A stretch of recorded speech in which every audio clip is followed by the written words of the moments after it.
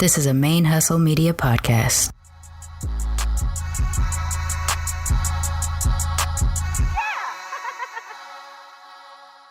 Hey y'all, this is Javia Nicole, aka your girl's favorite lesbian, and you're listening to Black Radical Queer Podcast, our stories on our own terms. All right, well, welcome to Black Radical Queer Podcast. This is Javia Nicole, your host. Today, I have a special guest with me who is near and dear to my heart because she is an all-around badass, and I really am looking forward to having this conversation with her. So what I'll do is I'll let Maisha introduce herself and kind of give you some information about her background, plug anything you need to plug or anything you have going on. And then we will kind of just segue into our conversation. Okay. So my name is Maisha Najuma Azah. Wow, I do so many things that it's hard to sometimes explain, but I am a tantric shaman, a spiritual healer and spiritual consultant. I'm a shaman priestess, and I have a master's degree in social work, which I'm not currently actively using, but it informs my work too. I do lots of wonderful workshops on Tantra and erotic embodiment and Reiki. I'm starting to do more teaching people Reiki. A lot of people have been asking me about that lately. Well, they've been asking me for years. So you can find me on Facebook at Maisha Najuma Azah. You can find me on Instagram at Black Girl Tantra. You can also find me on my website at www.alifealiveconsulting.com. Yeah, there's so much that I can do. I really would like to talk more about all of those different things. But a huge part of what I do includes a social justice lens and a healing justice lens. So it's a big part of what I do because I've been an activist for a bajillion years, not just LGBTQ activist, but Black LGBTQ activism, body positive activism, sex positive activism, all of that kind of stuff. Fat positive, intersectional, it's like intersectional. Intersections. It's all about the intersection. Yeah. Which is, I mean, we actually will get an opportunity to talk about all that because that's really why I wanted to have you on the podcast and to have you just kind of share your experiences and your background and things like that with the listeners. I met Maisha, I think this is 2018, so probably 5 years ago. Wow. And one of the things that really before I knew her, I just remember I'm a big energy person. So I just remember kind of observing because I observe people. I'm a people watcher and just kind of seeing how she moved through spaces and all this kind of stuff. There was something about her that kind of reminded me of myself, but I didn't know what it was. I was just something about her energy is there was this kind of quiet assertiveness or whatever. And I was just okay, I don't know what it is, but that's really clicking for me. It wasn't, she didn't have to try. It wasn't a forced thing or anything. It's just okay, this is just kind of my natural thing. And so once we got to know a little bit more about each other's backgrounds, then we saw that we did have some things in common in terms of just kind of being focused on holistic, really kind of approaching social justice from a holistic perspective, I guess is the best way I can summarize it, to try to encompass both of our backgrounds. But we both also have kind of a similar educational background because my master's in counseling, and I also focus on a lot of just kind of healing work around social justice and really helping social justice workers carve out pretty much an individual self-care type of plan for themselves and what that looks like, and really looking at self-care as a regular part of a radical way of life and those kinds of things. So yeah, I've just always thought Maisha was a badass just because of being able to do all those things. And that really resonated with me. But what I wanted to, so that's really exactly what I wanted to focus on today is really looking at, because of course this is Black Radical Queer. So looking at living radically, being Black, being queer, being femme, being a healer, being someone who is where the political is personal and you're involved in social justice, but also living radically. And that really kind of looking at the intersections of those things in addition to spirituality and sexuality, looking at how all those things combine and intersect to create the wholeness of your life, and possibly like some challenges or some things that are really fulfilling and all those kind of things. But I've always been interested in this intersection of sexuality and spirituality. And I know a lot of people separate those things or feel like they are not, like they just don't converge at all. And I just wholeheartedly disagree. I do feel like there's a richness that can be in sexuality when it's like infused with spirituality. I do feel like that the sexual can be spiritual, and I just think it's really interesting. And I don't think it's something that people really often put together. So that's what's really interesting to me. So yeah, what for you, what was it that kind of like led you to really end up being a healer? Like kind of how did you get to that place? Wow. Okay. So back in 1997, I had just stopped driving trucks. I was a truck driver, long haul, because, I'm a wanderer and I like to, explore. And after I came off the road, I was trying to figure out what I wanted to do with my life at that point. Because the way that my life was going before then needed to change because of school issues and things like that. I was going to be a veterinarian, and I found out I was allergic to animals, so I needed a whole nother career choice. And I was like, I don't know what to do. Yes. Right. Yeah. Wow. So I was like, okay, yeah. I worked at an emergency vet clinic for 3 years during college. And then that's how I found out I was allergic to many, many different types of animals. So I was like, okay, now what do I do? Right. And so I did truck driving to sort of just figure it out, and someone, when I came off the road, gave me a massage, and it was my first massage ever. And I loved it so much. Like the experience was life-changing for me. And I was like, that is what I want to do. I want to make people feel like that. And so I started massage therapy school. And when I was in massage therapy school, that was when I realized how much I was not in my body and how my body started to wake up. And usually when it wakes up, it starts to wake up by being in pain first, because it was sleeping so that I wouldn't have to feel all of that pain, right? Wow. Physical pain, emotional pain, like the overload. Yes. Yeah. So I started off with just physical pain first. And then the program I was in was here at the Atlanta School of Massage, which I don't even know is here anymore. But that process, that whole integrated massage process taught me mind, body, spirit stuff. And that's when I found out I was an empath, but I didn't have the language for that then.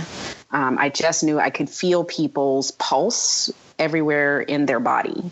Like, even if I wasn't touching their body fully, when I was touching it really lightly, I could just start feeling their pulse and their energy, and was doing things that the massage teachers weren't teaching us. Weren't teaching. Yeah. Yeah. Like veering off on your own.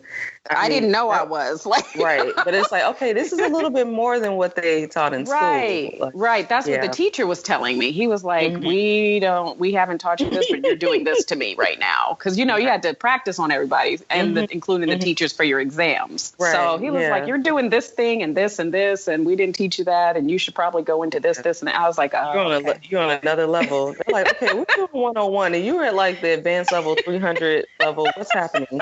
Just skip the whole level, adding in some extra seasoning. I guess so.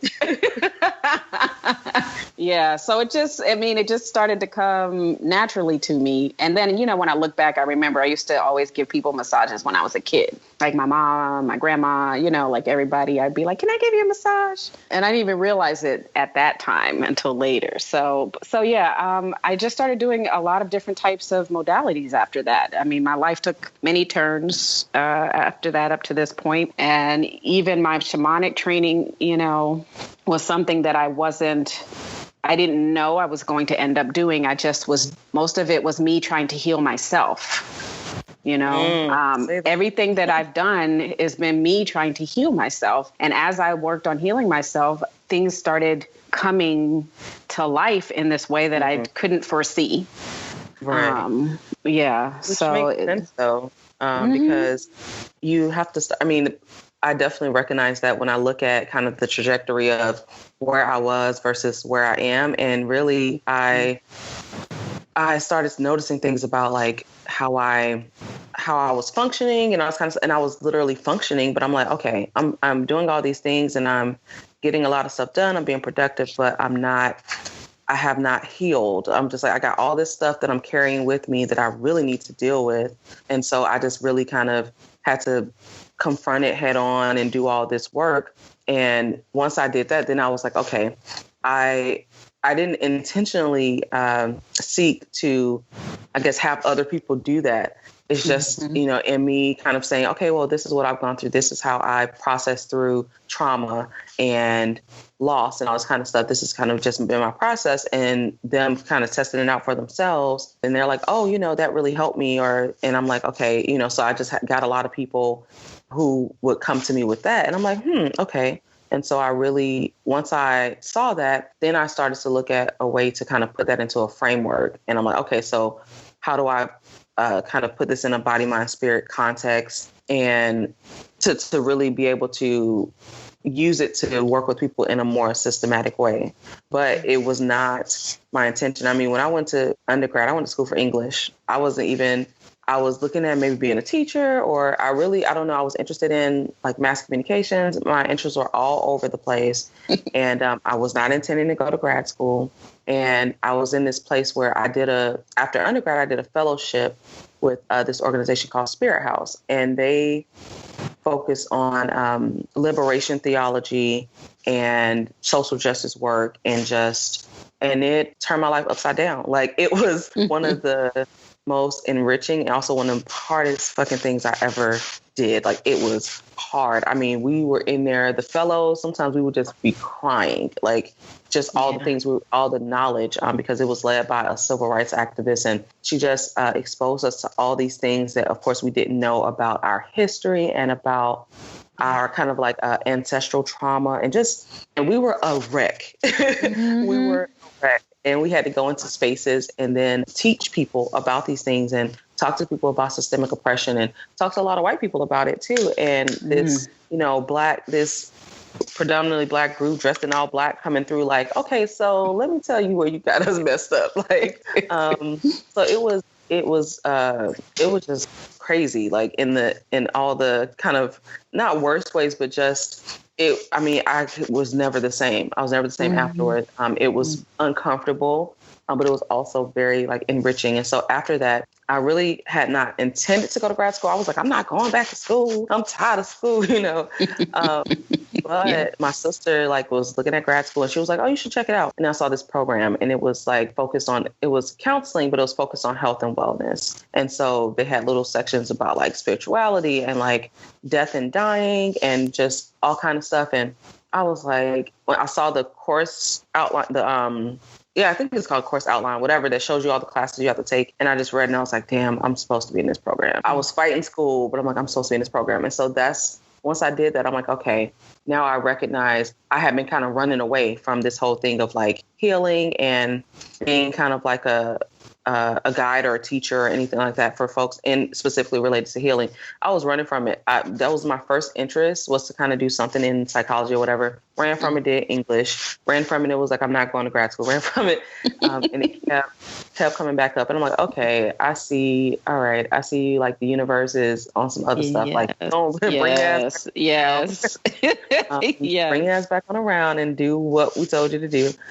So that's kind of what brought it back up. So I was really in that when I first met you. I was in kind of that transition because I was in I'm trying to think, had I finished grad school? Yeah, I was in grad school at the time. And I had not, what was so profound for me was that prior to you, I hadn't really like met anyone who embodied, I guess, kind of like a lot of the things that I was really processing in terms of healing.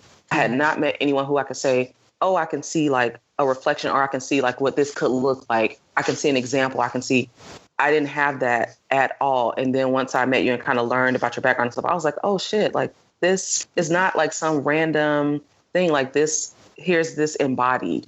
And so that was really like encouraging for me to see. So but it is interesting kind of like try to situate that in the context of your life overall. So yes, being able to, I guess, kind of see how it works personally and you working with other people while still trying to have your balance and then still having like that overlap of spirituality and sexuality. So I'm still honestly navigating that. It's something I feel a lot better with now, but it's something I'm trying to explore more deeply now too.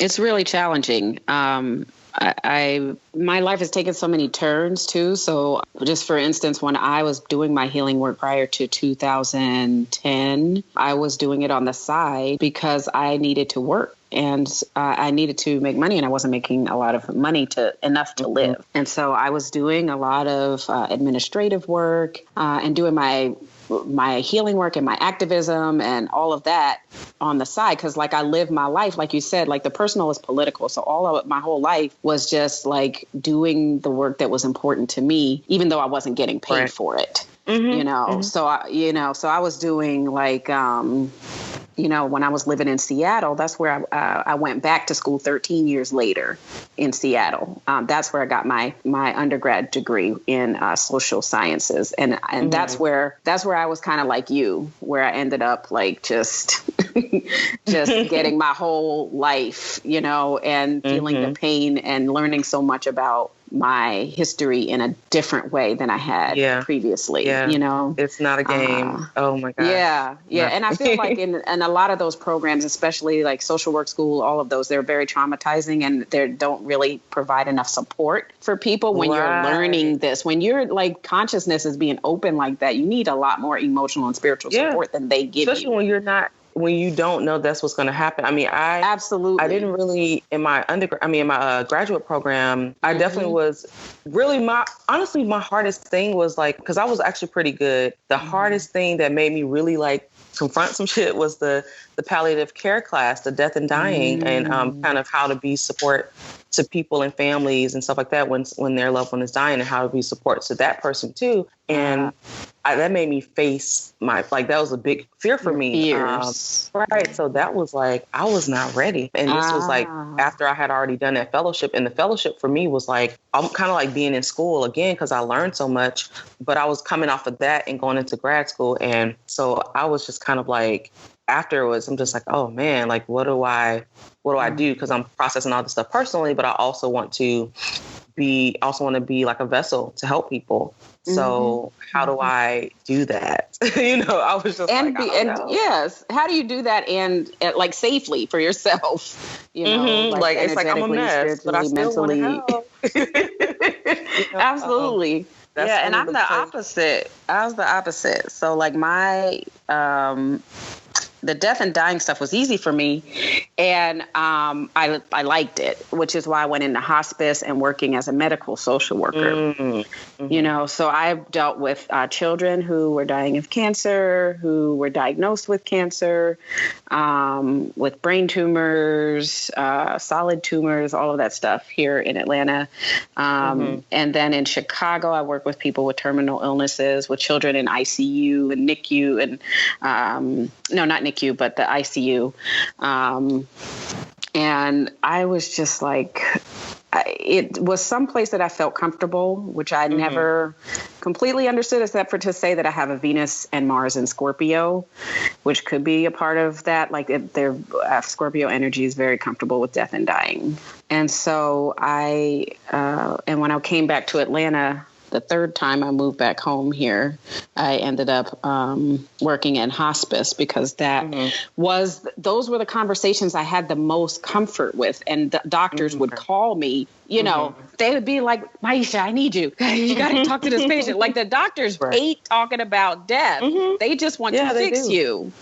Correct. And that's what they're taught to do. Like they're like, okay, we're supposed to like patch you up, fix you up, and send you on your way. So if it's like there's something they cannot fix, part of it is like, oh, I'm not able to do anything about this. So it's like it's a professional thing and a personal thing. Like, oh, this is kind of like, where I'm not able to do this for this person. So And that takes its own processing. So yes, and it reminds you of your own mortality and the mortality of those around you, your loved ones. So, and that was my thing with taking that, was it definitely reminded me of my own mortality, and I just had to like confront some stuff with like loss, like the loss of some loved ones in my life, and just thinking of like right now my grandmother's in hospice care, and so just kind of like I had to reframe how I looked at it. I mean, of course, like, you know, grief is real and all that kind of stuff, but also I just had to kind of not run away from all those feelings, or like be numb or anything like that. And in the past, with some folks who were, losing some folks who were close to me, I wasn't like intentionally like, oh, I'm not going to feel anything, but my autopilot is like hardcore. So like autopilot for me is just like, I'm gonna get shit done. I'm gonna keep moving. And I know a lot of that too is a ingrained thing. I mean, especially for Black women, we just like keep going regardless. Yes. What I did. And that's just what I naturally did. And then I would have this major crash. Like I would just go until I like literally fall out. And then I'm just like having a breakdown. And I'm just like, this is not a good thing. So it made me kind of just reframe and take a closer look at how I operate in those times. And like, okay, I'm still going to feel how I feel. I still feel, how I feel now years later, but I don't have to, handle it the same way. I can be more mindful and really kind of be more deliberate too with how I go through the process. Right. Exactly. And like the things around social justice and the intersections and our trauma from our years and years of trauma and how that gets played out now too. Those are the kinds of things that in college and in grad school that made me so angry. Very, very angry. So my trauma was like just experiencing all of that, like, have you heard of the People's Institute? Where I don't know, absolutely. Like I received a lot anti-racism training through them, and while I was in Seattle, while I was doing the social sciences stuff, so I was doing a lot of stuff that was just really opening my mind in a lot of new ways, and that I think even it would be great to have a program just for people going through this kind of support. Yes, that kind of awakening. Because going through that, I'll learn, like, especially when especially like when I did the fellowship, going through all this stuff and learning about it at the same time. Like, it's like, I'm still living my life, so I'm still living my life. I'm still experiencing racism. I'm still experiencing sexism. I'm still experiencing homophobia. I'm still experiencing all this oppression in my day-to-day life.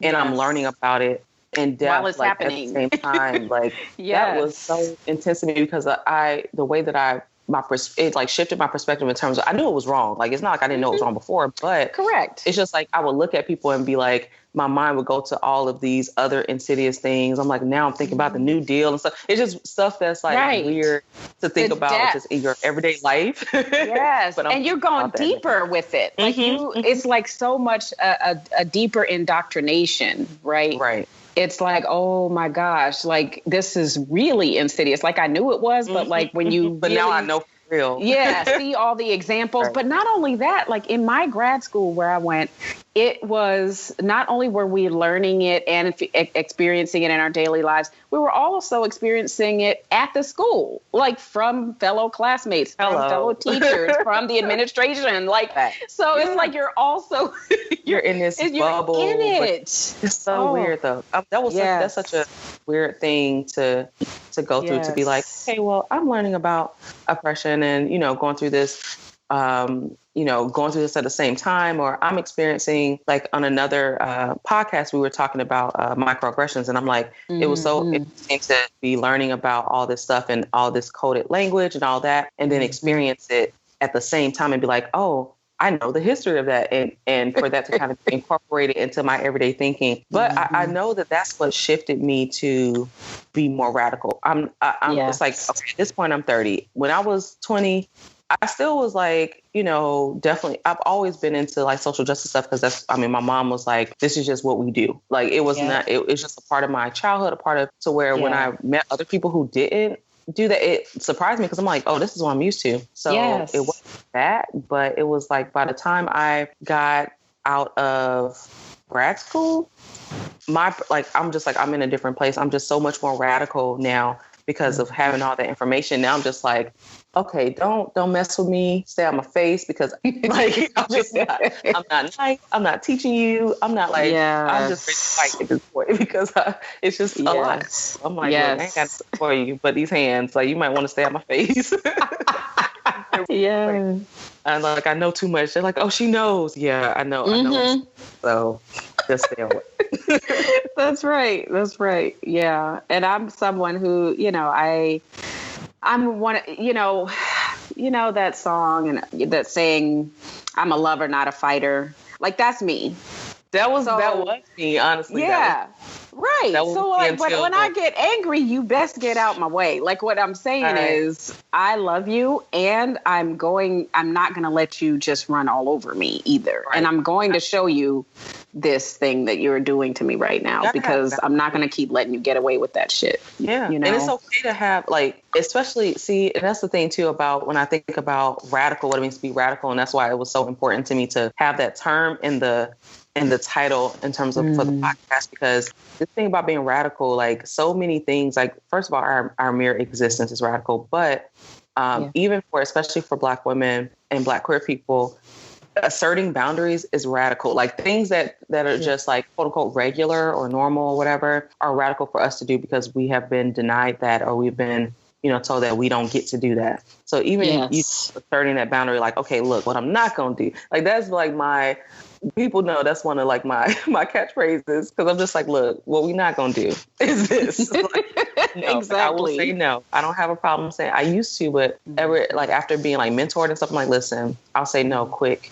If it's a no, it's a no. And being able to assert those boundaries, and people will really look at you like, really? Like it's really no? Absolutely. Yes. That's because it's radical for us to assert those boundaries when we have been told that we can't, and we're expected not to. We're expected just like, okay, yes, I can do all the things. I can do everything. And I'm just like, no, I have to keep something for myself, which is like, at this point, that's like I kind of set, I don't do like resolutions, but I do kind of set like mantras or whatever for the year, or just for whatever time when it pops up for me. And one of my things for the past, like maybe 8 months, 9 months has been me being receptive, and me just kind of being like, look, this is what I'm not going to do. These are my boundaries. And it's keeping something for myself, not giving all of me away. It's really like, Auntie Maxine's talking about reclaiming my time. That is, I'm like, that's right there. I'm reclaiming my time. This is for me.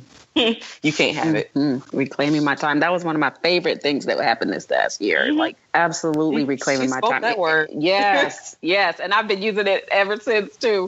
I was like, yes, like it's really a good mantra, just something that simple, reclaiming my time. And I'm like you, it took me years and years and years and years to stop saying yes to everything, to start saying no, to have better boundaries. Like I was even in Codependence Anonymous many years ago, just not understanding like my own boundaries and like where I begin and where others end and all that kind of stuff. Like it just, that was a challenge, but it's because that's something that we're not taught growing up ever,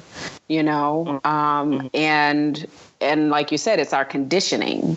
It's our conditioning. And I'm totally radically deconditioning myself and helping others decondition themselves, Exactly. That's what it is. That's what the healing, for me, that's what healing work is. And I'm still kind of like coming into my identity, I guess, when it comes to healing. And really, I kind of it really was other people. Like I never was like, oh, I'm a healer or whatever. It was like other people who would say, oh, after we did this, after we had this conversation, or after I kind of followed this that you said, this is what I had happen in my life. Or, someone just straight up told me, so listen, you're a healer, like you do healing work. I need you. And like, they just straight up, and I'm just like, what? Cause I didn't know what that, when I think of healer, I'm thinking of like Reiki, massage, like that kind of stuff. I'm just thinking of like body work, energy work or whatever. And they're just like, yeah, so you need to know. I'm just like, what? What are you talking about? Yes, you are a healer. Yes. I'm just like, what?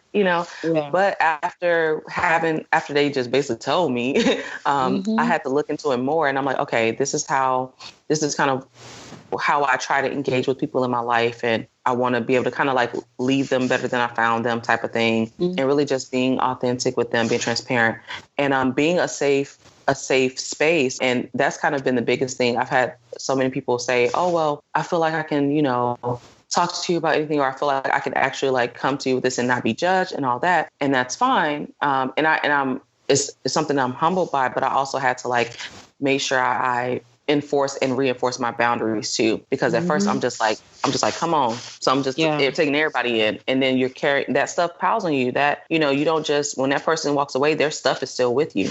So I had to be like, no, let me assert my boundaries. So now that I assert my boundaries, I mean, for one, I feel like I'm more effective. For me, like, I feel like I'm more effective because I don't necessarily think it takes as long, like, for folks to get that impact, because I'm not carrying all this stuff, and because I just refuse to. So I can be in a better place. I can be healthier even when I'm engaging with folks. And I'm not a hypocrite, because I actually practice what I preach. So I'm not going to tell this person, make sure you take care of yourself, or, here's this plan for your self-care. And then I am perpetuating some unhealthy stuff in my own life. So I'm like, okay. And I was doing that at one point in time. And I'm just like, okay, I can't be a hypocrite. So I kind of like treated myself like, okay, I'm kind of like my own client, and let me just get my shit together so that I can be better for me. And then it's going to make me better overall. Right. Yeah. And I mean, that's the biggest thing, is just learning how to not just having those boundaries, but also having energetic boundaries and clearing, yourself too. You know what I'm saying? Because a big part of what is going on, I think most of the time, is people, when you have that light energy and you're using it for just like you said, it's just your authenticity. It's your authenticity, and people see it and they want it. They'll plug into you. And then they'll unload. Like, wait a minute, like, wait, so like, fast. Right. And so it just naturally happens to a lot of people. And I feel like everybody's a healer. I think everyone's a healer, but everyone doesn't know that they're a healer. Like, we're healers when we hug someone, when we hold someone, when we give someone our time and our compassion and our love, and we listen. Like, we are healers. We're all healers. And we like to separate all of that in our culture. Like, people are all on these pedestals. You got all these doctors and this and that, and all of these people who are in authority, right? Who are supposed to know what's best for us. Right. And then that makes them the expert or the healer or the whatever. Right. But like, we are all doing the same thing. We're all living our lives. Right. And we're interconnected. So it's like, we're interconnected, and we're living our lives, and we're helping each other when we can. And we're hurting each other too. Yeah. We're helping each other. We're hurting each other. And the cure. Yes. Yeah. And so the biggest thing is to be mindful, as best we can, to be, more emotionally intelligent, more mindful of how our actions affect others. And I think that that's hard. I don't think it's easy. I'm a healer, it's not. And I call myself a professional healer, but I still live my life as a human being. I mean, when I'm on that spiritual plane, that's a whole nother experience. When you're in my room, when we're talking, when we're doing the healing work, I am on a spiritual plane. So that stuff comes through. But when I'm in my human life, in my human world, and I'm more in my human body and self, and, with all of that stuff, I still have to pay attention to what's going on and make my apologies, when I'm hurting someone, try to do better, talk about it. A huge part for me is communication. Communication is huge, Like, I apologize, or this is happening, or you're crossing my boundaries. Right. And really expressing that explicitly. Yes. Not feeling this need to be passive aggressive about it or anything, but just to straight up say, like, this made me feel this way, or this is the impact that this is having, or I apologize, not saying, oh, well, I did this because, if you're like, okay, well, you hurt me. And I'm like, well, I did this, and this because of this. No, just really saying, I'm sorry. Like, I apologize for hurting, even something as simple as that, as opposed to trying to explain it away and all those kind of things, like really kind of changing the way that we communicate with each other. Because a lot of times our reflex is to either not say anything or to kind of get defensive and all that. And it's just like, that doesn't help at all. We have to be able to own up to some stuff before we can move on. And a lot of that is mindfulness. Like when I learned about mindfulness, it was another one of those things that was really impactful for me And it's something that's simple, but at the same time, because I took a mindfulness course as part of my program, and I was just like, my mind was blown. I'm like, this is so simple, but it's so impactful. And I have to start doing this, not now, but right now. Like, I have to start implementing this in my life right now, because it just was like, this just makes sense. This is just, so I was reading a lot of texts and stuff on mindfulness, and I just started like applying it while I'm still in the midst of the course. I'm like, as I learn something, I'm applying it to my life, because it made such a big difference, just kind of reframing how we look at things and how we handle things. I don't know, that mindfulness has definitely been a game changer. Absolutely. I mean, mindfulness practices, like that's part of what I teach too in the Tantra classes, because a lot of times people think Tantra is just about sex. Right. And a huge part of it is mindfulness, and consciousness. How did you get, what even sparked your interest in Tantra?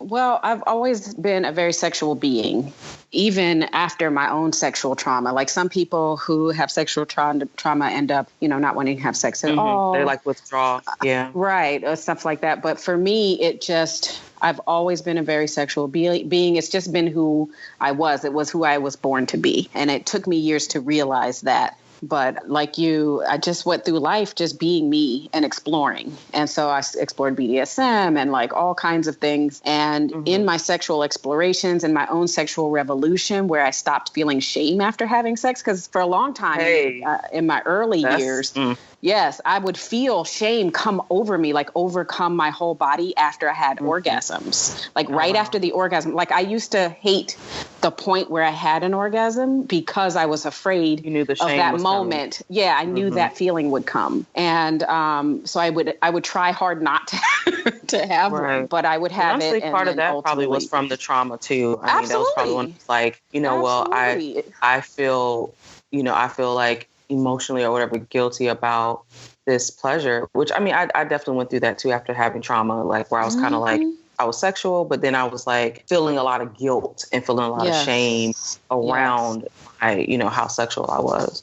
Exactly. So that guilt and shame, once I was able to work through all of that, because I was in therapy for many years. So once I was able to work through that, I really ended up having to do it on my own through physical, like the therapy helped with the mental things, but really I needed to do a lot of physical work in order to heal the shame stuff more deeply. And so I got to this place where I had my own sexual revolution, and people would come to me kind of how you were saying, like I didn't seek out to help people, but I would somehow help people when I had sex with them and help them, because I didn't have any judgment about the ways that they wanted to have sex and what they wanted to explore. And I'm just like, okay, that's what you want to.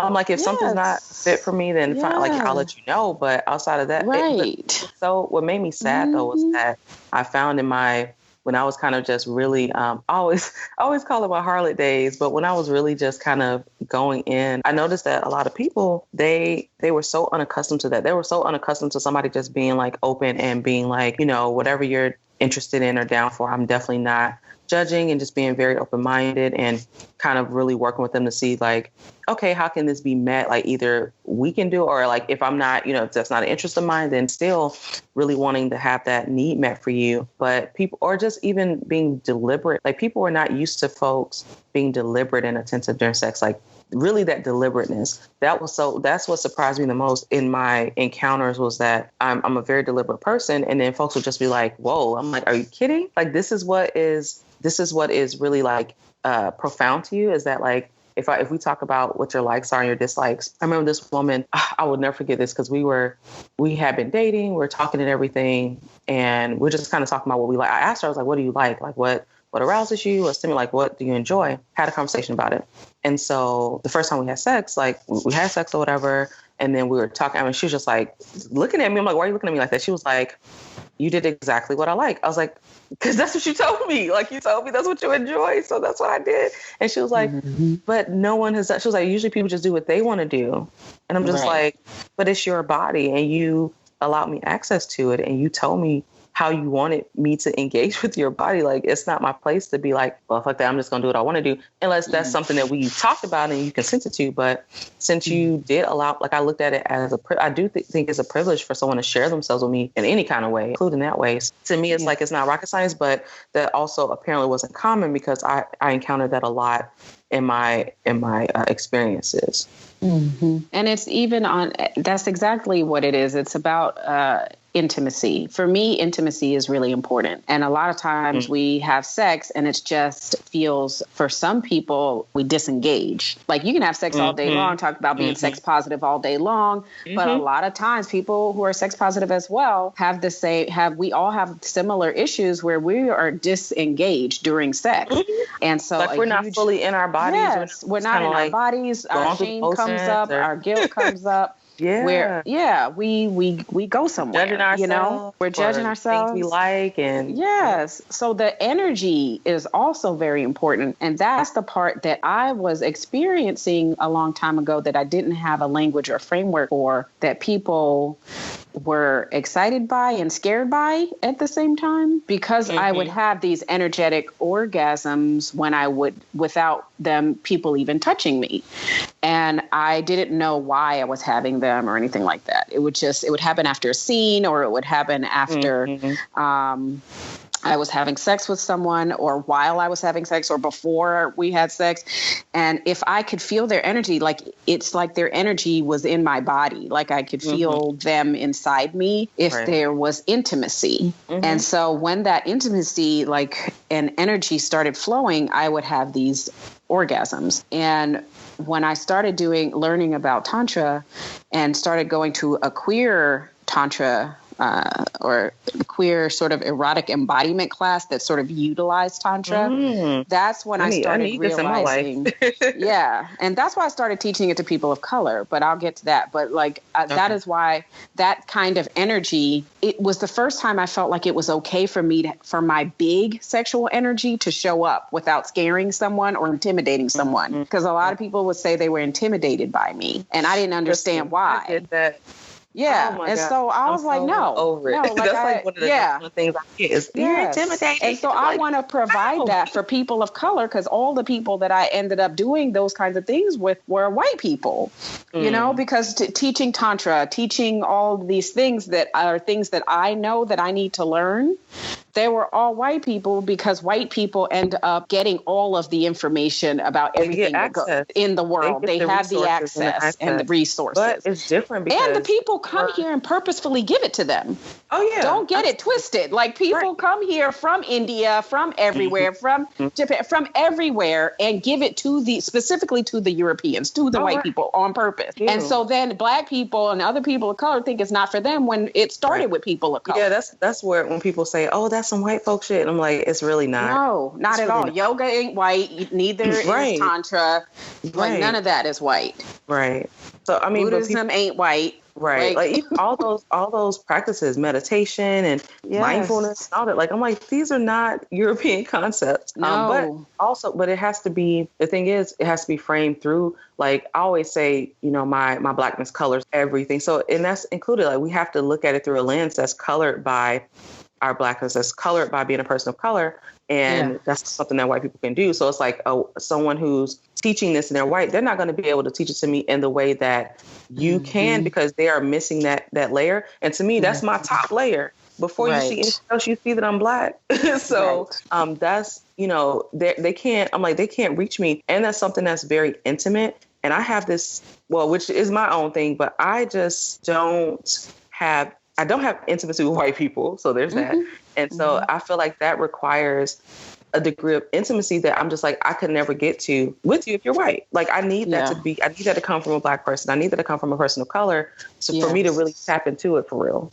Yeah. And that's how a lot of Black people I know feel too. And I've been with white people. I've been with a lot of different kind of people. For me, it's about the energy, and it depends on the people. Like, it's not going to be every person, but I can feel people's energies and their sincerity and their flow.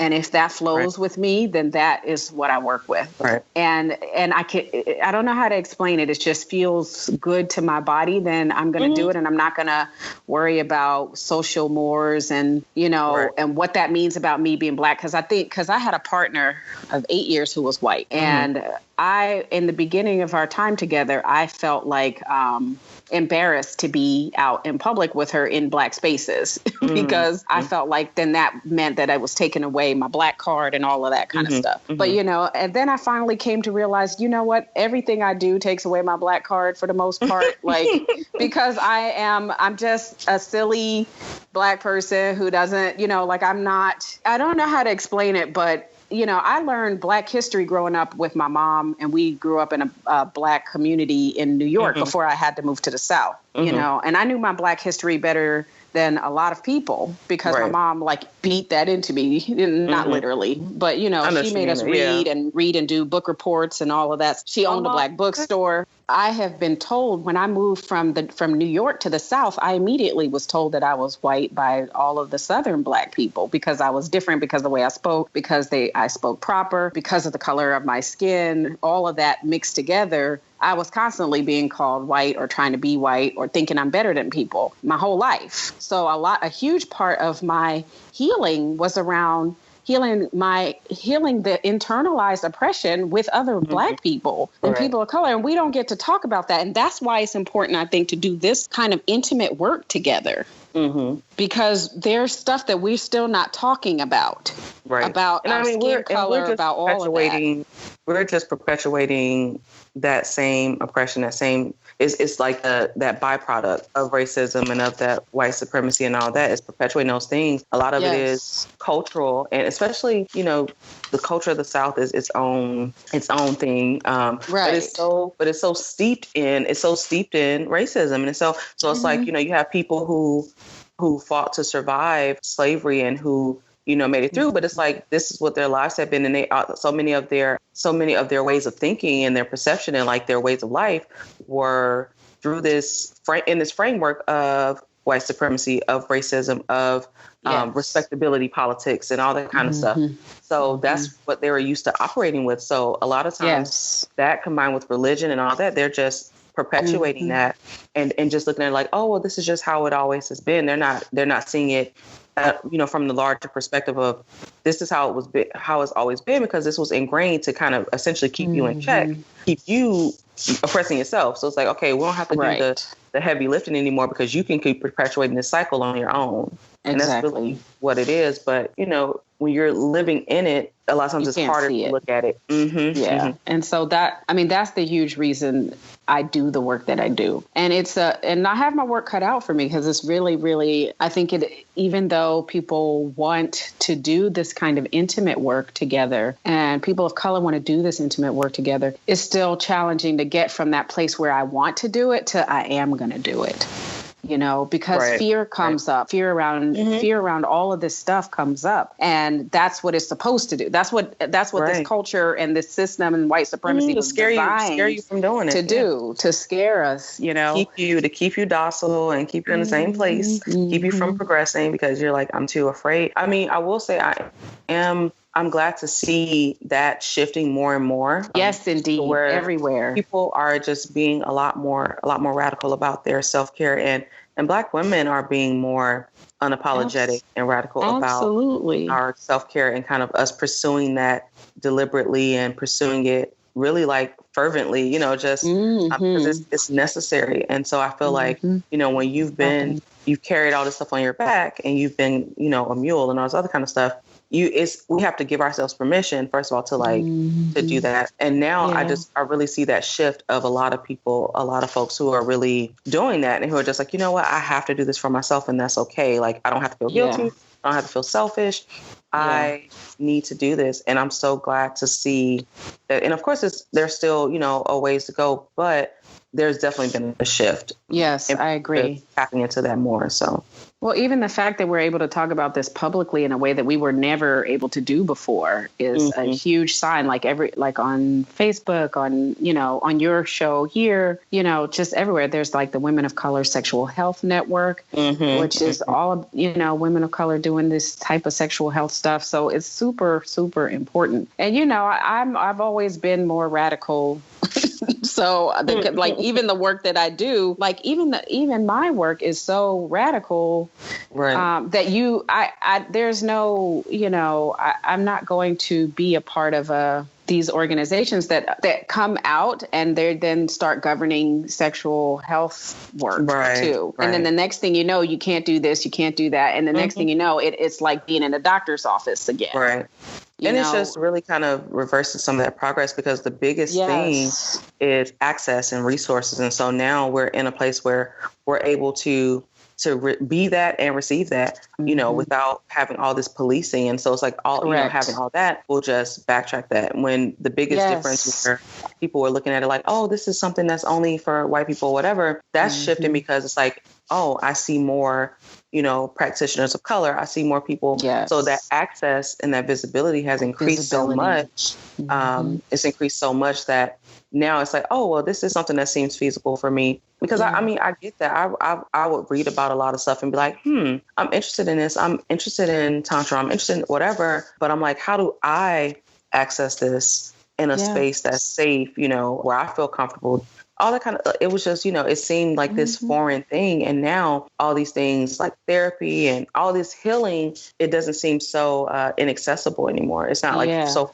Yeah, it doesn't seem inaccessible or unattainable or like it's not for you. And I feel like, that's actually what I talk about in that. So I'm in the book Queer Magic, Power Beyond Boundaries. And I write about queering Tantra from a queer Black woman's perspective in that book. I think it's sort of at the beginning of the book. I forget what page it's on. But in that anthology, like I talk about this kind of stuff that we're talking about right now. It's about that access, and it's about going through doing these types of things where you're the only Black person, or you're the one of two people of color, or, and you get the queer stuff, because I learned from queer people, which is really great, because that part was also very important, because there was a lot of heterocentrism in the Tantra that you see, right? So there's a lot of heterocentrism where the Tantra that you see in images are usually like white, cis, heterosexual people. And even in those, they even explicitly say that there needs to be a gender balance, quote unquote. They'll say that in a lot of those things, but then they won't. But then they'll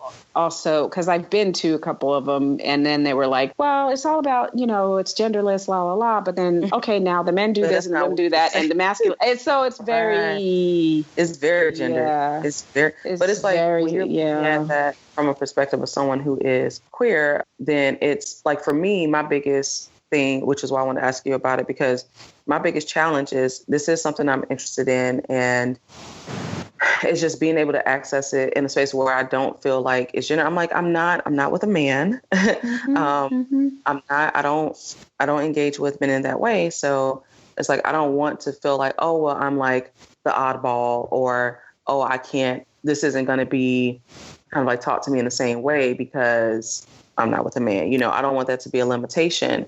And so it's like looking at all this stuff, I'm like, okay, well, there's that component that's not resonating with me because it is so gendered. I'm like, okay, well, I'm interested in this theoretically, and I'm interested in this spiritually and all that kind of stuff, but it's not completely like sitting with my spirit politically, because I'm like, it's so damn gendered. And even the language, I'm like, it's gendered and it's very white. And I'm like, this is not...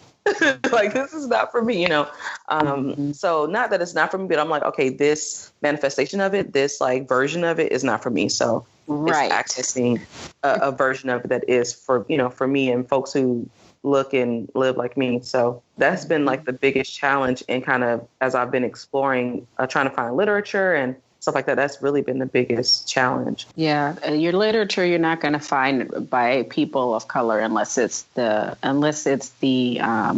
folks who actually brought it over from India, and even then, it's not as sexual as the Western culture has made it. Right. It really is not about sex, but sex is included. But sex is included in it because sex is a part of our lives. Emphasized it in a way that's not. Yeah, but I get why they're doing it, because we are a very sexually repressed culture, even though we pretend that we're not. Right. With all the sex in our media. Yes, exactly. Exactly. But we are so repressed. That is why I'm sure people are doing that, because they're trying to figure out a way to break through that. And so that's radical in and of itself, but it needs to go further, because I think that, again, you can get to people who are using it for their own means. Right. So then you get people out there who are doing harm, who are, practicing and using it for their practice, for their own self-gratification and stuff, just like with anything, just like with any kind of group. I mean, people do it in all kinds of ways, even people that are governed. Even people that are governed by organizations that are supposed to have ethical guidelines, they do it all the time. Oh yeah. So it really has to come down to your own personal integrity and what your goal and vision for the world is. And for me, that vision is love and connection. I feel like we all deserve love and connection, and we all need to shed this white supremacist stuff that's keeping us all back from our connection to each other. Yeah, and we have so much work to do that we need to do in our own spaces. And that's the other thing, too, when I look at folks who are like, oh, well, if they're white and they're like, oh, I'm an ally, blah, blah, blah. I'm like, okay, that's all well and fine. But what you need to understand is that we need some shit for ourselves. And we haven't had that. We haven't had that. So we need some for ourselves. And like, you kind of have to just like, where privilege comes in is because then it's like, oh, well, you feel like you're entitled to be in that space and all that kind of stuff. And I'm like, well, no, like we need our own space to do our own shit and to, get all that taken care of. And because we just haven't had it. So it's like that's really kind of like a part of reparations. Like we need that space. Absolutely. We are owed that. You know what I'm saying? I'm like, it's long overdue and we're owed that.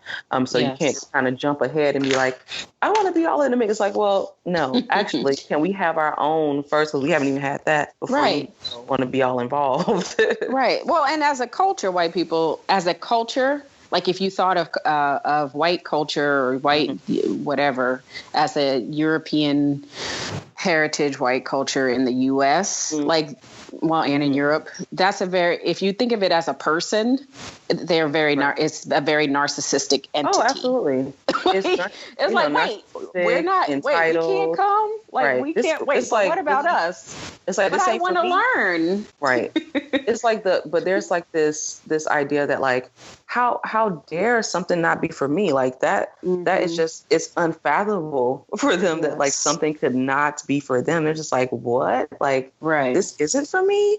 My mind's on, and I'm just like, yeah, like, no, this isn't for you. And really, I feel like we have to be radical and like unapologetic. Really, we have to be unapologetic about that. Like, no, actually, no, hell no, this isn't for you. And that just is what it is. I don't have to give you this long drawn out explanation either. It's because I said it's not for you. I don't have to defend it. I don't have to try to explain my humanity to you and all that kind of stuff. I'm just saying no, because I said no, bye. Right. No, bye. Yes, exactly. So, I mean, it's all very complicated. I feel like for me, my purpose in the world is very much a bridge builder. Like everything since my life as a kid and up to now has been about me building bridges too. So it's like holding that as well as holding the fact that I need to continue to build bridges with people too. And I feel like for me, that's something I can hold together at the same time. It's the both and. And I think a lot of the times what distances us from each other is just doing the either or. So for me, it's the both and. It's like I need my Black people spaces. I need my people of color spaces. And I need the spaces where we're all coming together who share the same values, interests, and principles. Right. And that is hard work to do. It is hard work to do. You have to get to a place where everybody is on the same page, and the folks have to do the work to move the things out of their way that keeps us from being on the same page. And so for us, it's like we have a lot of healing we need to do. We have a lot of reclamation that we need to do. We need our own spaces and stuff. And for white people, it's that damn privilege. Yes. It's that entitlement. And it's like, so you have your own work to do before we can even be, we all have our work to do before we can be on the same page. But that has to be realized. So it's like really getting to that place of, hey, I realize that, my privilege is a problem, or I realize that I have it because, some folks will swear up and down that they don't.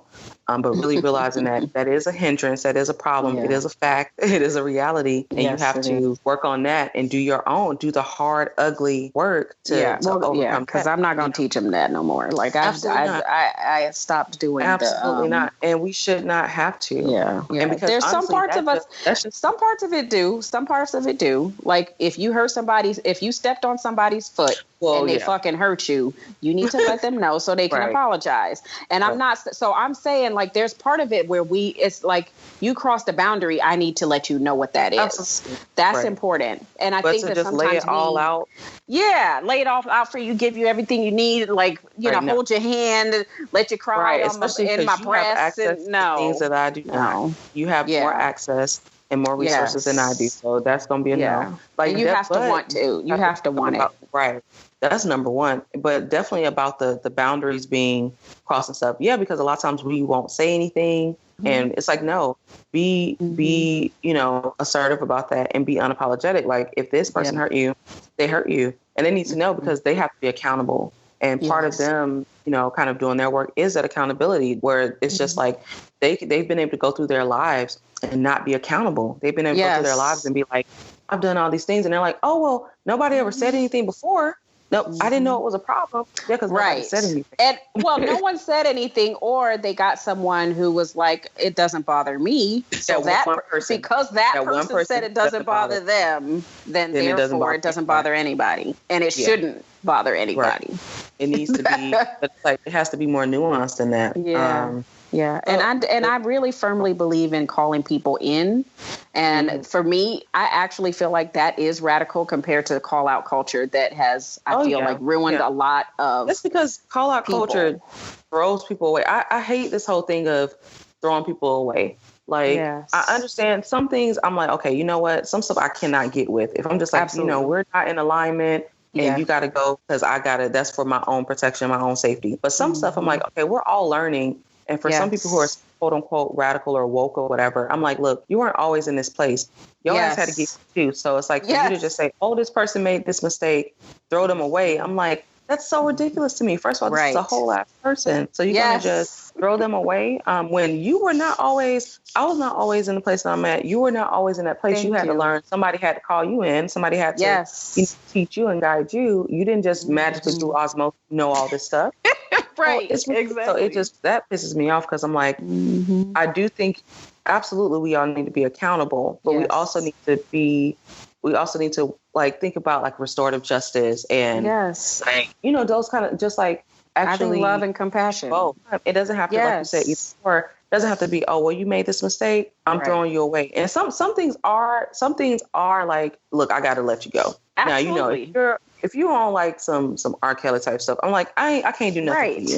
You know what I'm saying? That's different though, because you are a persistent, like you're a damn sociopath or something. Like on that level, you're just on some other shit. But just for somebody who's like, oh, they said something that wasn't politically correct, or oh, this person, they just didn't know, or oh, whatever. I'm like, do they want to learn?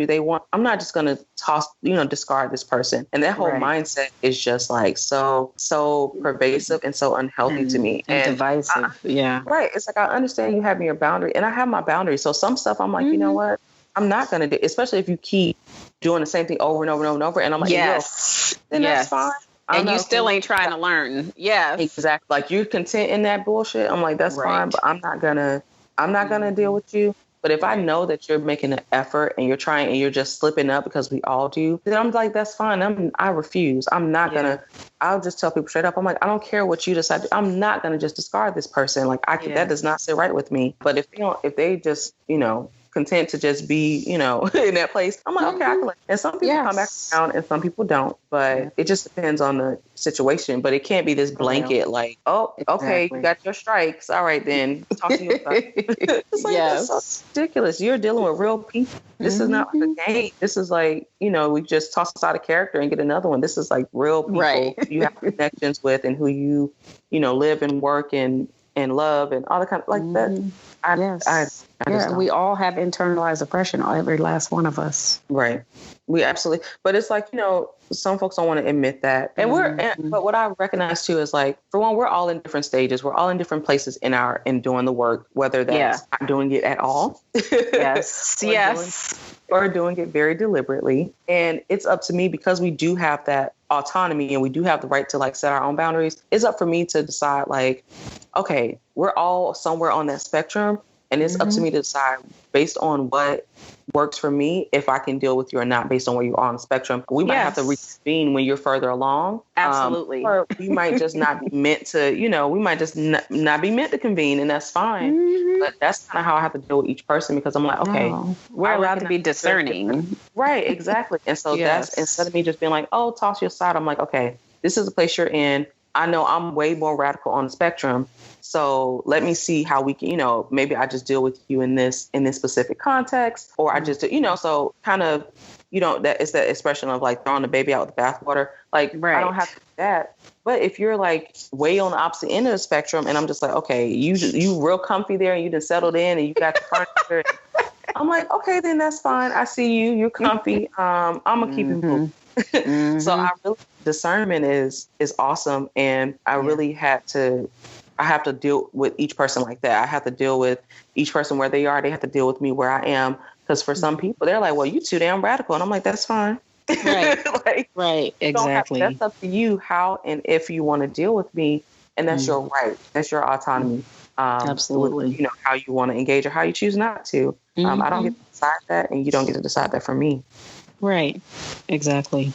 And I let them have the opportunity to decide whether they want to deal with it or not. Like you said, not just me, but also, you know, we're all grown. Like, you know, I had to lay out a whole thing to a friend of mine who was a white gay male about some things that he said that were offensive, that they were racist.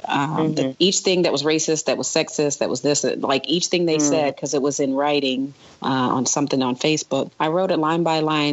This is this because of this. This is this because of this. This hurt because of this. Like this hurt me because of this, this, and this. Right. And then I explained, you know, it's not cool. Not cool. Right. Not cool. And right. And so, and I didn't like go into all these kind of details about why and teaching in that level, because I don't have that kind of anymore. But but I was like, these like, things aren't cool, and this is what, like sexist, racist, not cool, not cool. And then he was like, okay, you know what? This has happened to me a couple other times. I think I'm gonna like just take a step back and figure some stuff out. And, you know, like we'll still be friends and whatnot, but I'm not going to comment on Facebook on your stuff anymore until I figure this whole thing out about what's going on, what I'm doing and stuff. And I was like, cool. All right.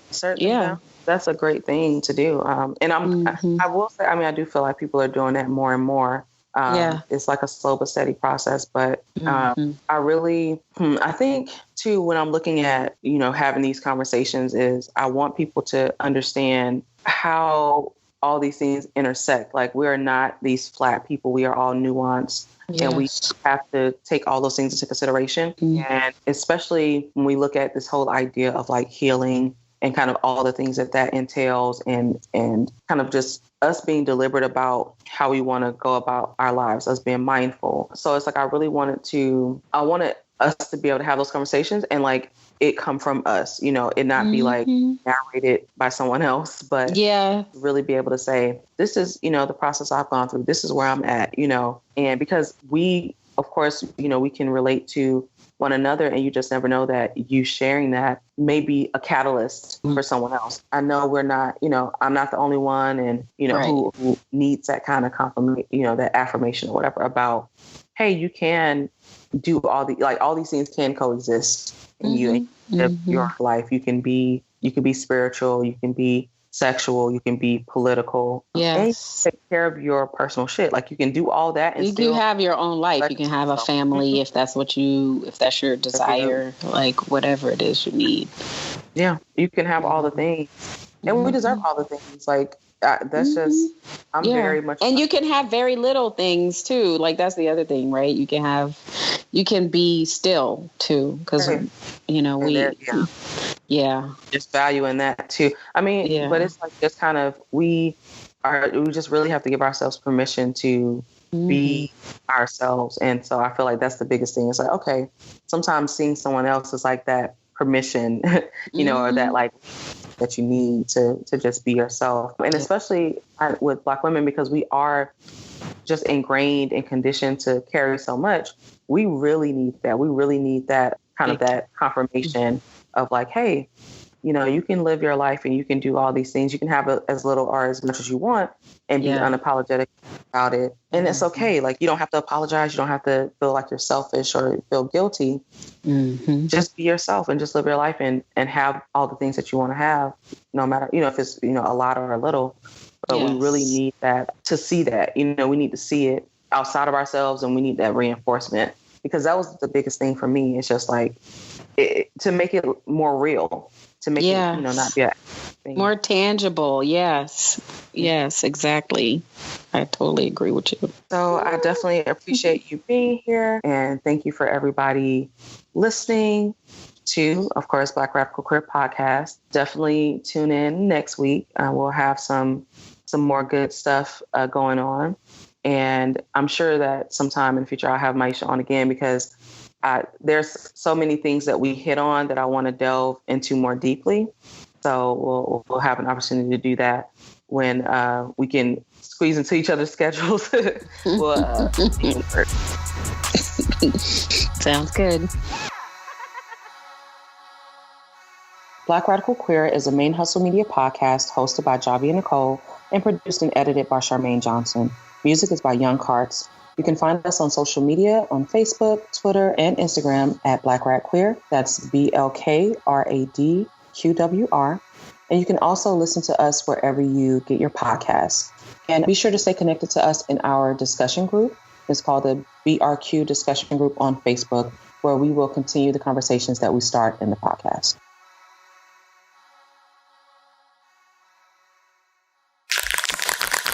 ManeHustle Media. Turn your side hustle into your main hustle.